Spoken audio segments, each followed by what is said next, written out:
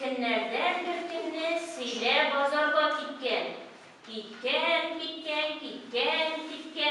Kaysısı ide kalgan? Kim kalgan ide? Ağaysa Sile mi?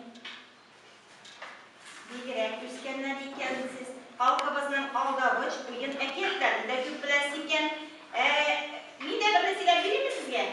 Size. Gali, beli, çimetkeli, oturganlar argaga. Gali, çıp kalgan. Kim kalgan arkada?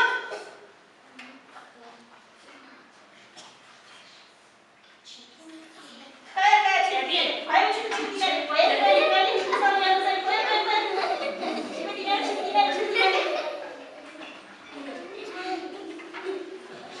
Siz belki vakitte neydi oyunlar oynayırdınız? Bizim vakitte balalar kompüterda yok idi, televizyonda yok idi. Şu oyunların hakkına yataydı. Oyunlar bir hübiydi. Gezek salışta oynayırdık, uçmak alışta oynayırdık. Mindigine oyunlar oynamaydık. Siz oyunları bilesiniz mi? Şimdi oyunlarını bilesiniz mi? Neydi oyunlar bilesiniz? Kapkalı oyunu, talın oyunlar.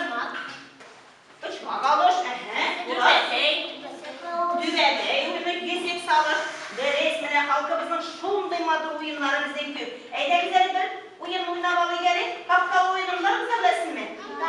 Güzel bir gerek kabası. Artık bunu oynamalı gerek.